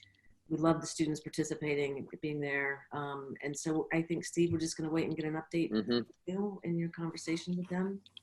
Yep. And Matt and Amy and Chase and I and Kristen are all that's part of the group that's meeting with Battelle next week. Okay, very good. I do think we need a backup plan if Battelle comes and says we can't do anything in person until 2021. I know Mm. that. So That was the last thing I was going to leave with too, Lisa, was so if they say they can't do until the spring, then there might just need to be a follow-up conversation about, do we think differently about some type of a vision missioning conversation that would happen Yeah. before I then. think, I Yeah. think we've delayed a lot of key decisions on, let's see what the outcome of this is. But Yeah. we can delay those for an entire 12 to 18 months. It's a really good point. So let's do a board agenda item, an update on Battelle. Once you've got that information, Steve, and then we can, Mhm. hear what they have to say, and then we can decide sort of what our next steps are based on what they're able to deliver in the fall. Does that sound reasonable? Mm-hmm. Okay. That's good. Anything else on vision, mission, or Battelle? So the next item was FMP 2.0. Is there anything else we want to add on that, folks? We just talked about that, I think, in a pretty robust way as we were going through goals. Is there anything else we should, I mean, we've got some action items regarding it. Is there anything else we need to add on that one? Hearing none, I'll turn it over to Steve and Matt to talk about what you're thinking from a transition process. So let's see, today is the 16th. I think that's exactly 45 days from now until July 1st. So Matt and I have been meeting on a regular basis to talk about what does transition look like, both internally and public facing. And he's been taking a more active role in leading our exec cabinet, and admin council meetings. We're going to continue that transition process here over the end of the school year and through the month of June. So if you think about it, kind of he's ramping up and I'm ramping down so that internally he's more visible as the leader as we move into the end of June. We talked about whether or not there was validity in having that conversation with the board about board meetings. And so we decided we'd hold off on that till we got to this meeting in particular and see what your thoughts are on that from that standpoint. You probably noticed just over the course of the past couple of months that I've been trying to put Matt out front a little bit more in the report process and in our public meetings themselves, and giving him that opportunity to lead. And so our conversation to you, our question to you really is, we're doing that internally right now. Do you want us to do that externally as we think about board meetings for the remainder of the year? And if so, really how you want that to look. So we really are turning to you for feedback, thoughts, observations on that, and really more than anything else to help you understand what we're doing internally and whether or not you think that that has merit for consideration from an external facing standpoint.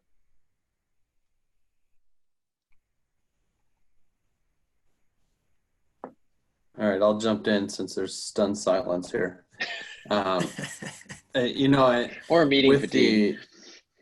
Well, yeah, with the board meetings, right? I mean, chances are all the way through the end of your tenure here, Steve, we'll be doing it this way, right? Mm-hmm. I doubt we're actually going to be having any board meetings, so it's not like we have to worry about somebody sitting up at the board table. You know, we're all going to be staring at a little square on a screen, and so I don't know that I necessarily see a lot of change there. I think it's more, you know, as we direct questions, do we, you know, for different topics, do we direct them to both of you or one or the other of you? I guess I would be of the opinion to send it to both, because I think that there may still be some times where, I mean, you guys are going to have to talk to each other anyway if one of you has the context and the other one doesn't. So I sort of see this in tandem thing. And I don't really have a preference if one of you feels like you should be the one to answer the question, like in this format when we're in a board meeting and somebody asks a question that the superintendent should answer. If you guys feel that, you know, Matt or Steve should be the one to answer that, I don't really have a preference there, quite honestly, because when I ask a question, I just want the answer. I don't have a strong feeling is who's going to give me the answer. I just want the answer. So I would leave it at that. But I think if we're sending an email about something, I think it's fair to do it to both. And everybody's ready to, to that next step. So that's where I'm at.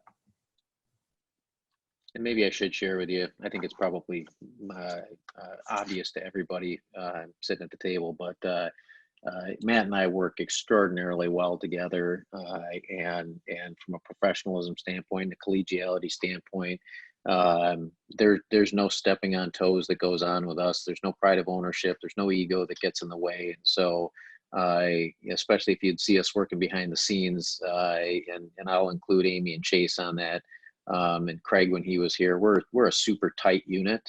And we don't stand on pretense and title and things like that. So we tend to work kind of that Knights of the Round Table idea anyway. And so internally, this has been a super easy transfer process. It's really who's framing agendas and who's leading meetings. And it's just a way for him to be able to get out front and to go through that, and for me to stand on the side and provide any support that I can as he goes through it. Obviously, our public meetings are a little bit more formalized, and so there's more role playing to go on there. And so that was one of those ones where, like I said, we didn't want to jump out in front and make any presumptions about that. Yeah, I'll circle to Sean's point about communication. And I'm glad we're having this discussion because I made a lot of assumptions. Some may be true, but I assume, Steve, that you are so busy right now, like trying to navigate in a pandemic, and you've got this job and you're trying to get up to speed on your new job. And so I think I've been naturally, just if it's anything post July 1st, I've just been including Matt on that. But if it works better to have both of you on that communication, I am happy to do that. I was just trying to keep your plate more clear of, the little stuff, I'll call it, the little extraneous stuff, than pile everything on you. But I'm happy to defer to you guys on the best way to make sure the communication flows. Maybe one thing to note, that's a really good point. And maybe one thing to note that I've struggled with, just because this is the way things work in the world of superintendents, is I am still, from outside looking in, if it's the AEA, the UEN, the Department of Ed, School Administrators of Iowa, IASB, no matter how many times I talk to them about Matt stepping in on July 1st, they aren't, I said, Matt's ramping up, I'm ramping down.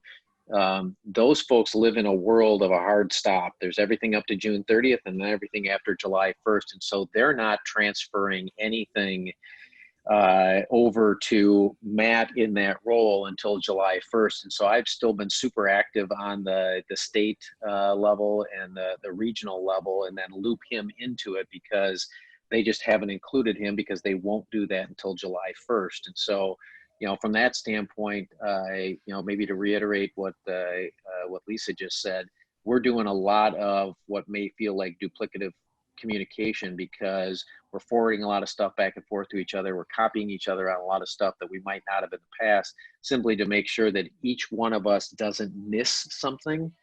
Something that should come to me goes to him, or vice versa.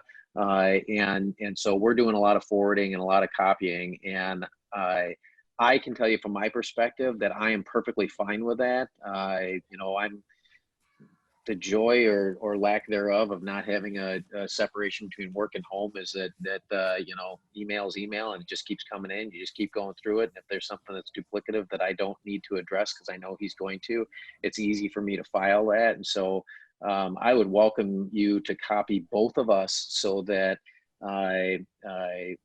we both know that right away. And to be honest with you, it probably prevents either of us from having to forward it to the other one. Yeah, So I think that's that really works. And it's, if nothing else, there's just some knowledge share, right, that continues to go on with those things about, perspective and things on your questions and whatever that is. So, I mean, I think that is good. And I think in all of this, we just want to make sure meet your expectations, right? We're open to doing whatever. And like Steve said, work really well together. So there's no no feelings involved, if you will, on that end. It's not about that. I think it's just about making sure we meet expectations and that you guys are satisfied with, responses get back to you and who they're coming from and things like that. So we can work with whatever. And I think a lot of those things you guys have talked about sound really reasonable. And I'll just jump in that, when I communicate, I think I typically do copy Matt on my communications to Steve. It's because, although Matt will be our super as of July 1st, Steve's tenure is not done until June 30th. So we are paying him to do a job until June 30th, and we're paying him with public dollars. And so we have a responsibility to the public to continue to have him serve in that role externally as our super. We have to keep that in mind that, even though he is the board's one employee, he serves the district. So I think going forward, I have no problem when you defer to Matt and have Matt answer those questions. But when we're in a board meeting, if I have a question for the super, I'm focusing in that on Steve. And if it's something that Steve defers to anybody else, that's fine with me. But I think we do have to keep that in mind that this position is something paid with public dollars. And I think our public that we serve will want to make sure that Steve is serving in that role until the very end. So we just want to be careful with that. Yeah, I think that's a great point, Rosina. And I was actually thinking a little bit on Matt's side that I don't think it's fair to have Matt do a lot of superintendent work because you're not our interim superintendent yet. And there's difference in job description and contract that we've gone through. And so I'm just trying to be fair to you too, Matt, that you're not taking on too much in this interim kind of transition phase. Because to Rosina's point, our superintendent is Steve until June 30th. Well, I think the one thing is with the pandemic, I mean, it's really just been all hands on deck anyways. And so our cabinet, our exec team's talking every day, multiple times a day. And so I really think, whether it's as structured or as pretty as we'd like to or not, I mean, there's a whole lot of transfer and, collaboration that's going on, just because of the situation. And so that's why I said, I think anything really works. And I think like Steve said about that role playing nature or how some of those things look, and to Ruthina's point about, how all that's received by the community. I mean, that's an important visibility factor, of course, and an important piece that needs to be accounted for. And we're talking, like I said, multiple times a day anyways, about all these issues coming on. So I'm not worried about I appreciate the sentiment about where those things are coming from, but we feel like really well, prepared for that and talking to Steve frequently. And of course, Amy and Chase too. I mean, we're all engaged in a lot of these issues throughout.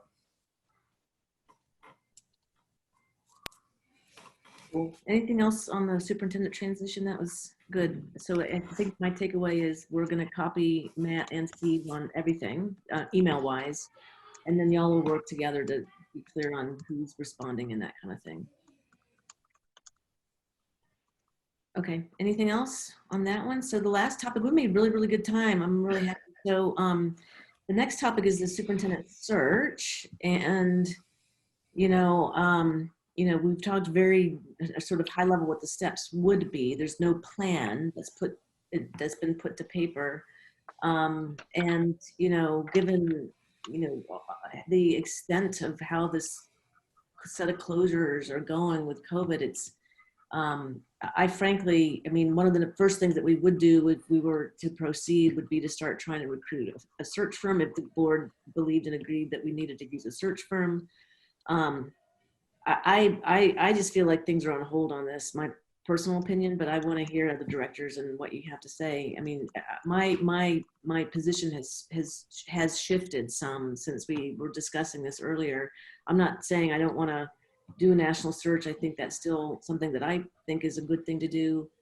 It's just the timing is what I think is really uncertain. I mean, y'all deal with it in your daily lives and your work lives. I mean, there's so many uncertainties in terms of what our future is going to look like. It's hard to make firm plans.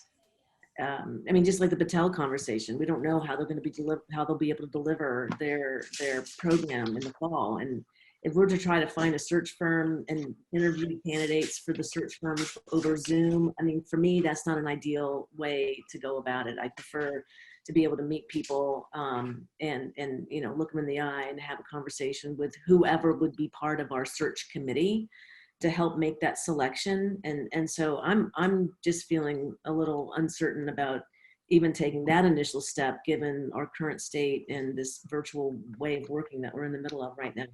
That's just, as I've been thinking about it, I'm very interested in hearing what other directors are thinking about this topic. It's an interesting perspective, Janet.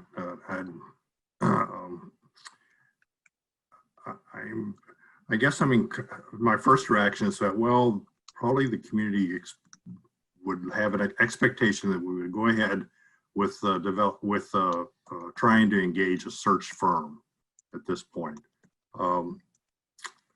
Even if we have to do that mostly remotely. They may say, well, everybody else is having to do stuff remotely. This process is going to have to use the same, we're going to have the same handicaps as everybody else. I agree with you that doing a candidate interview process remotely, I'm not sure we would be expected to do that part. Thanks, Charlie. Others?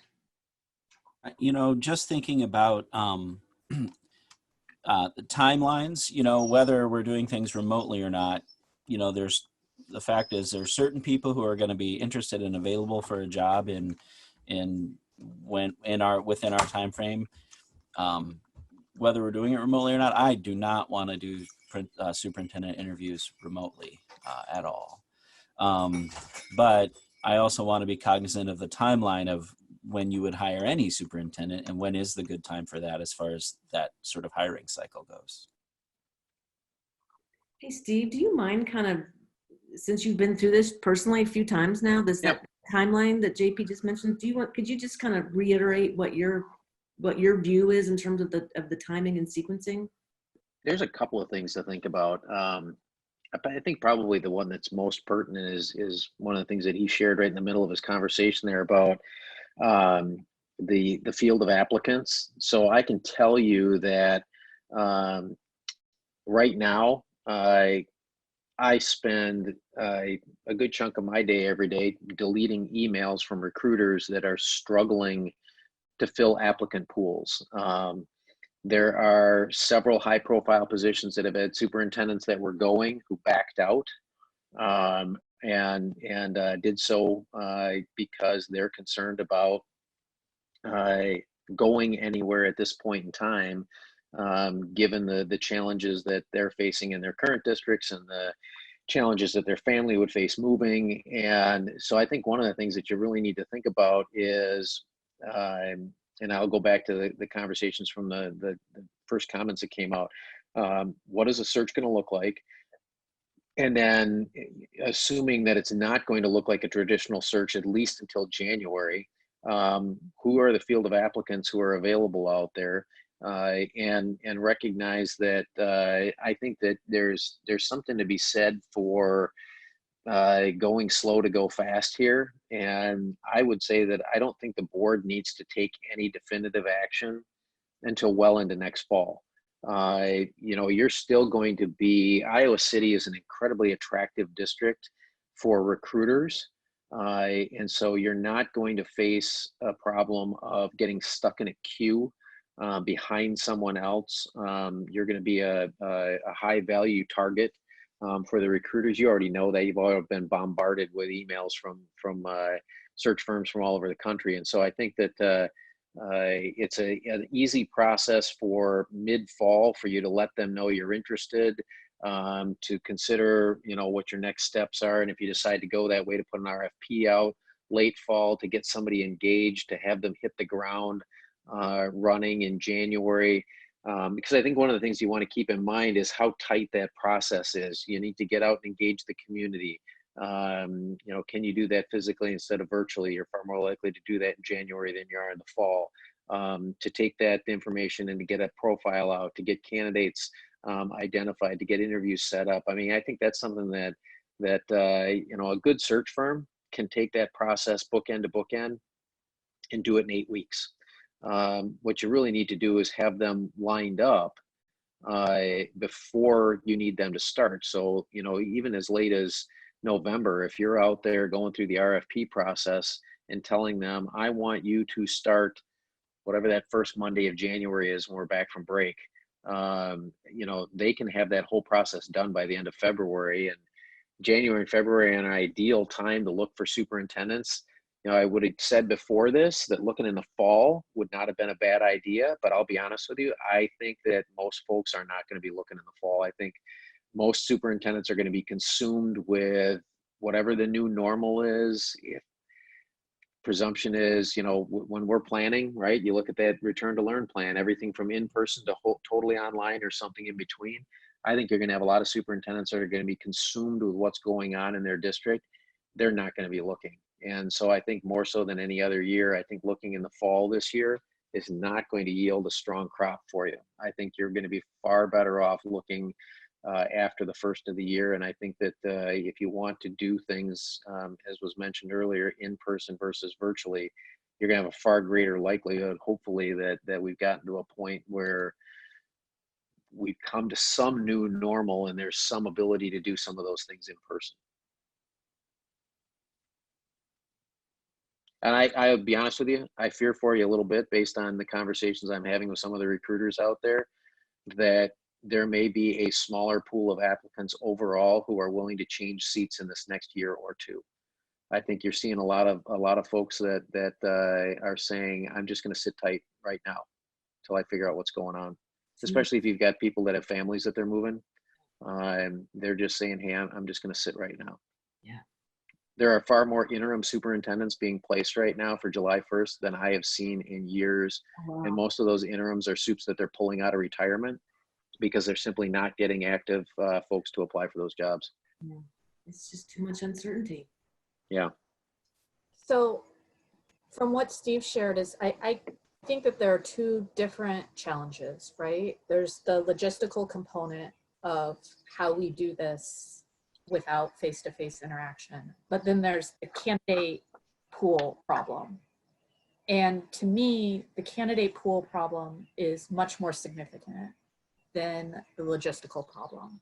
I'll tell you, I mean, I'm very pessimistic that we're gonna get back to old normal anytime within the next 12 to 18 months. I don't see it right now, and I hope I'm wrong.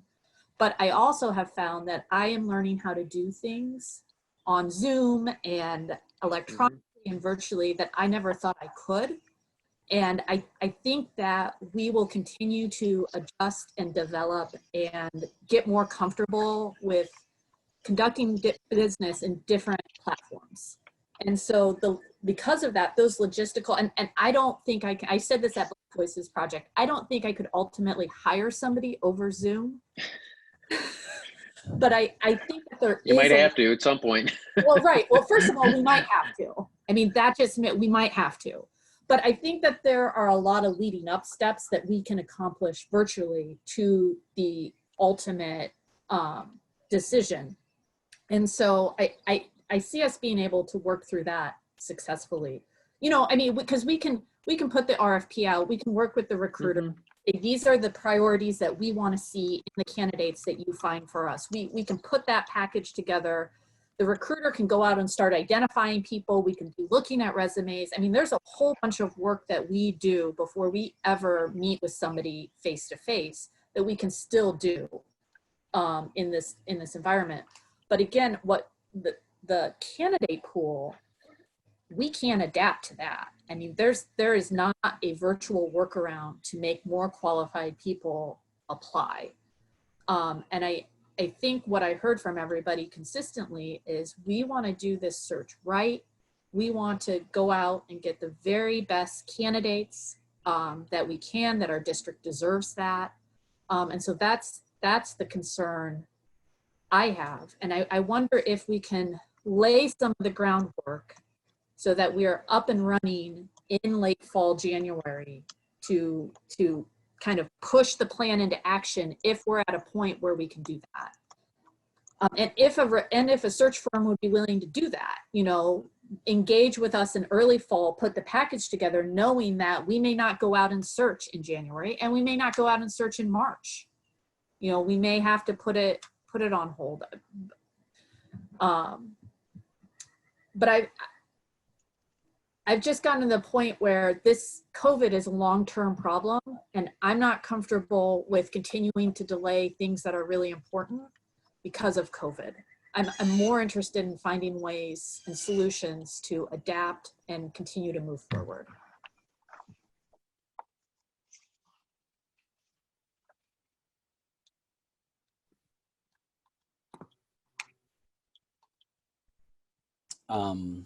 I hear you there, Lisa. I certainly share your pessimism. I don't think we'll ever get back to the old normal. I don't know that that'll ever happen again. And so there is some sort of an adaptation that we're all going to need to make for lots of things. So, I guess where are folks at with a timeline if we're looking at, engaging a search firm sometime in the fall? Are folks, is a sentiment to do that maybe October or so? Sorry, because we're going to have to do an RFP proposals from the search firms themselves before we even pick somebody. Yeah, I feel like sort of based on the information that Steve was sharing around timeline and the feasibility, the high feasibility of engaging someone in the late fall to begin a search process in January. I mean, that makes sense to me. I don't know that we'd want to engage a firm now.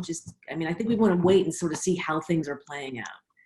And so if there's time to do a good quality search starting, say, in October to find the firm, then I'm comfortable waiting, and we can assess the conditions and how are things playing out and what's changing, and then decide in October we want to issue an RFP and start the process. We'll probably have more intelligence on how long and how impactful COVID will be, and which speaks to the quality of the applicant pool that we were just talking about. And so, or the willingness of people to move. And so I think, this has been a really helpful kind of framing conversation for me. And I'm feeling like we have the time to wait and see how things unfold and make a decision on, going forward with the firm, like in the October timeframe, if we think that's going to be reasonable. I'm hesitant to go try to find a firm now. I don't want to have to, that's a lot of work if we end up having to put it on hold. And I don't want to know that I don't know if we'd have to pay them to start. Do you know what I mean? I don't know what that would look like, but I'm feeling comfortable waiting until maybe late September, October, just to start getting serious. Do we want to pick up a search process, find a firm and get going or not? But I'd like to hear others folks. Can I share one quick thought? Because I was thinking about this. I wrote a note here as Lisa was talking. There's also something to be said for not being first on something new, right?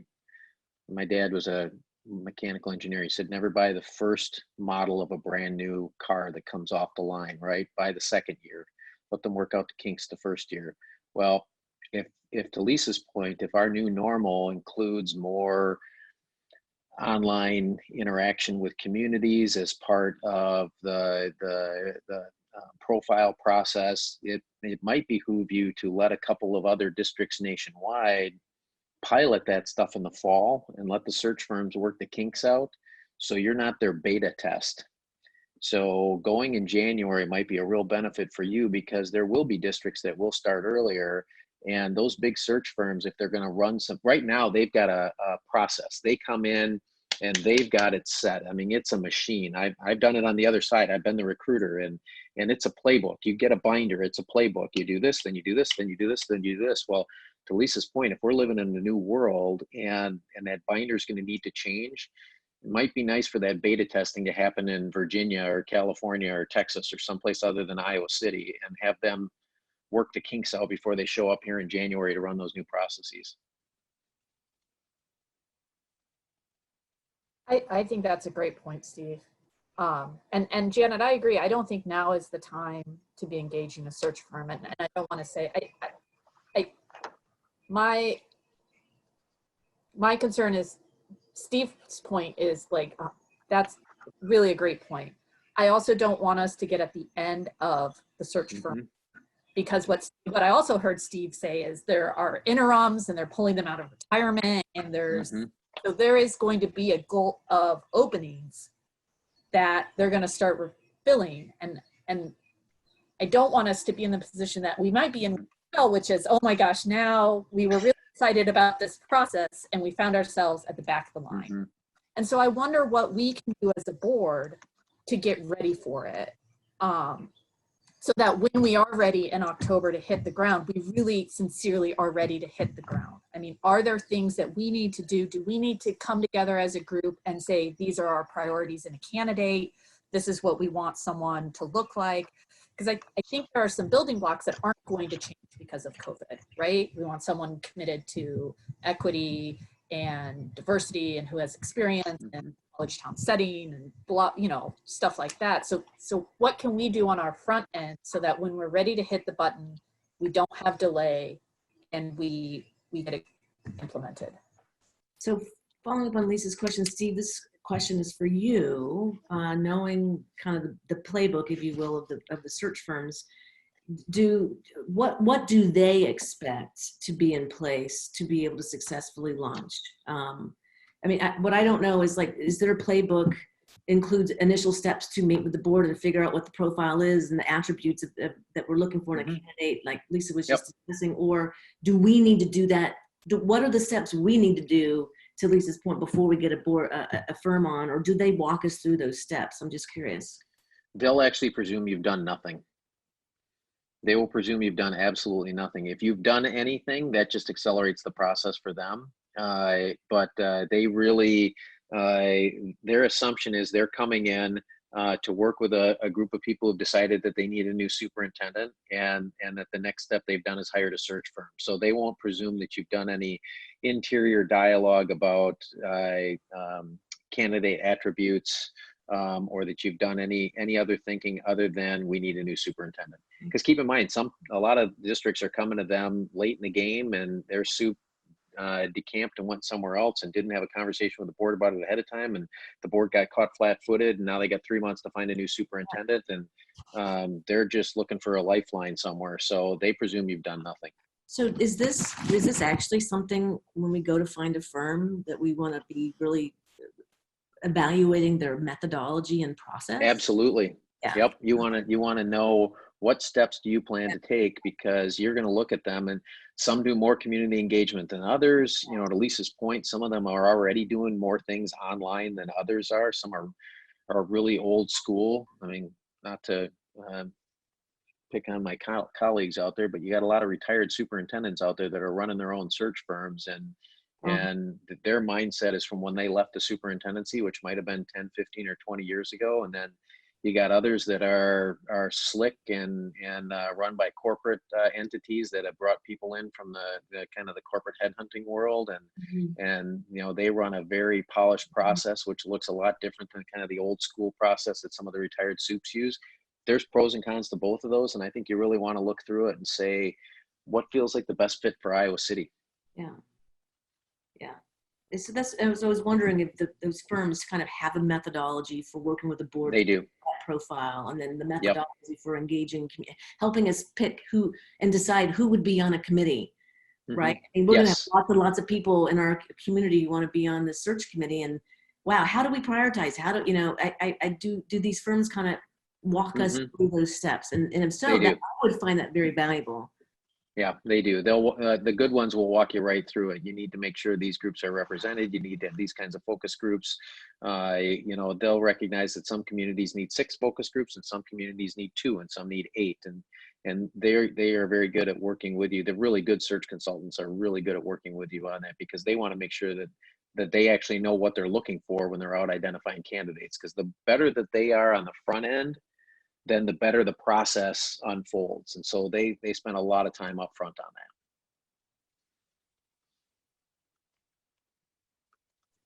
So with that additional context, is there, I mean, what do we as a board need to do or feel like we need to do before we would start that engagement process with a search firm it sounds like probably the October timeframe is when we would need to do that.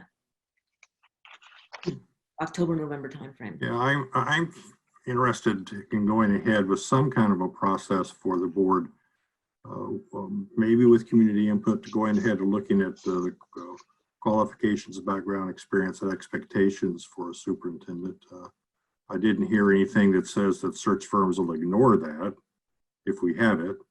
I understand that they would utilize it in their recruiting if we present them with that information. And we have some time now to do that part of our work. So if there are other members of the board that want to do that would support us undertaking that kind of work now, I would agree with them. Maybe a work session this summer, you know, Work session, yeah. Just to start putting some, you know, creating the bones of this thing. But then again, that's not necessarily the process that all of us favor now. So What do others think about an idea of a work session where we just, the topic is, what are the attributes that we're interested in, and just starting to get our thoughts on paper so that when we do go to a firm, we've got some input for them. I mean, it could be July, it could be August, could be, you know, I don't think it needs to be immediate, but I mean, we could easily spend a work session and kind of start digging in on that. I mean, I'm open to that for sure. So what all things would you be looking for in this work session to be answered then?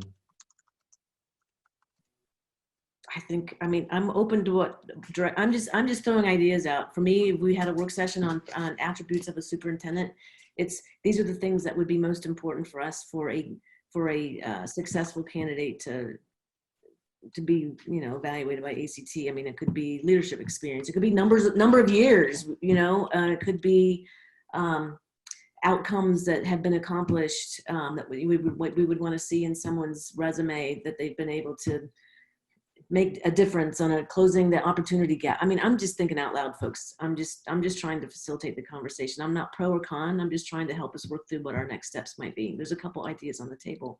So, you know, Charlie, Lisa, you were kind of thinking maybe this discussion around getting started. What would you want to get out of a discussion, a dialogue with the board at this point? Well, to me, the first step, right, is that we have to put together an RFP for the search firm. And from what I heard Steve say is there's different ways that different search firms operate, and we have to decide what we're looking for in a search firm and what methodology we want. And so to me, I think we need to have I think that we could put that RFP together at any point in time. You know, I really don't think that the bones of that are going to change too much. And so what do we want out of a search firm? Do we want them to be able to present a diverse slate of candidates? Do we want them to conduct a national search compared to a regional search? And Steve can probably maybe share some insight here as well, but that to me is the preliminary thing, is what do we need to do to put the RFP out to start engaging the search firms? That's step one. And then there's this broader discussion then about what do we want a candidate to look like? But we kind of have two hiring decisions, right? We have our firm hiring decision, and then we have the candidate. Right, yeah, so I'm guessing there are 10, I mean, Steve, maybe you could share, and folks, I'm sorry, I've got 2 minutes, but I feel like getting that RFP in place is something that we could start working on at the beginning of the school year. I don't think this is going to be I don't think getting an RFP together and out is a heavy lift. I think if we start, and knowing you just have a couple minutes, so absolutely. And I think one of the things that would be beneficial for you from that standpoint is to have that work session in the summer, and really talk about what are we looking for, and maybe not drill down to the characteristics of the superintendent, but in terms of the search firm. If you want a search firm that's going to bring you coast to coast, north to south, there are going to be some search firms that are going to be far better at that than others, simply because of their experience and their reach and their advertising process. We got a lot of really great firms here in Iowa that do a wonderful job moving superintendents around in Iowa, because we have 330 districts and most of them are small. You may then be able to automatically eliminate those search firms from your pool simply because they don't have that same kind of reach. So I think that there is value in having that conversation about how you want the process to look, because that's going to help you structure the RFP. We want a superintendent search firm that can do these 6 things. You know, if you can identify that, that will help you come down that funnel and really do a nice job with your RFP. What do folks think about that idea? I could see that, yeah. Thumbs Maybe up? like August timeframe. Yeah. Yeah. And you're still, just so you know, you will be far ahead of everybody else who's looking for a superintendent if you start at that point in time. So we'll, if directors agree, we'll slot a work session time into one of our meetings in August and start talking about the search process and the kind of parameters and that we want to see in that process, and that gets the process started. Is everyone okay with that? Or Lisa's a thumbs up, Charlie's a thumbs up. I can't see everyone. I don't have this on the square thing. There we go. I'm kind of having mixed feelings. I mean, I kind of feel like we've got some mixed direction here too, right? That we don't want to be first. We want to kind of wait and see, but we don't want to wait too long, but we want to wait long enough. And I have no problem, you know, setting up, you know, in August a meeting and having a conversation and kind of working some details out. I don't know that we're ready to commit to any timeline whatsoever at this point as to, you know, when the RFP is going out or anything like that. But I am okay with having the conversation, figure out how we want to structure it. I think some of those basic building blocks, as Lisa said, can be done at any time. So I'm okay with the conversation. I don't want to feel like once we take that first step, we then necessarily have to take steps 2, 3, 4, and 5, because I don't know that we're ready to commit to any of that yet. So that's my thinking on it. I would second that, Sean. I absolutely agree. Yeah, I do too. I think this would be us just to have some time to think about what we would want the process to look like if conditions allow us to go forward with the search process. Did I get that? Sean, was that kind of what you were? We just want to be careful as we communicate what we're doing, that we're not locking into a timeline. Mm-hmm. Okay. And then Ruthina, I'm sorry, is having internet problems, it looks like. And so she has posted in the chat, I think a second conversation is needed, at least for me personally. And so what I don't know is can we have that second conversation sort of in the August timeframe that we were talking about? Or do we need to have another, and maybe I can take it offline with Ruthina and get her take and see if she wants to have another one of these kinds of topics at a work session even earlier than August. So let me follow up with Ruthina, because it looks like she's having some connectivity problems, which I totally get. And I'm gonna need to jump. I've got to go graduate my daughter from college. It's really exciting. So all my family was supposed to be here. Everyone was coming. And so instead of having, 8 people staying at my house, it's, me and the dogs, but it's okay. We're going to do our best with Zoom. Like you were saying, Lisa, we're getting really good at Zoom, aren't we? In finding ways to connect. So I do need to jump off. Is there anything else folks want to add to this last topic? And real fast before I do jump, I was thinking maybe it might be helpful for us to think about another retreat once we get into July and to talk about what our goals for the next year are. We'll have a little bit more knowledge of what the return to learn looks like and what our district is going to be doing from that perspective. And so we don't have to decide today, but I was just going to put that out there. Once we transition fully with Matt and we're into the new school year, I think a session to get our goals refined. And sound okay? Yeah, that sounds really good. Yeah. Okay. All right. So we'll work on getting a doodle poll at some point so we can get that scheduled. So, all right, folks, I guess, do we need a motion to adjourn? I move that we adjourn. Second. All in favor? Aye. All right. Aye. Everyone have a great Saturday. Take care. Thanks for Thanks the all. Bye. Yeah, bye. Thanks. Bye.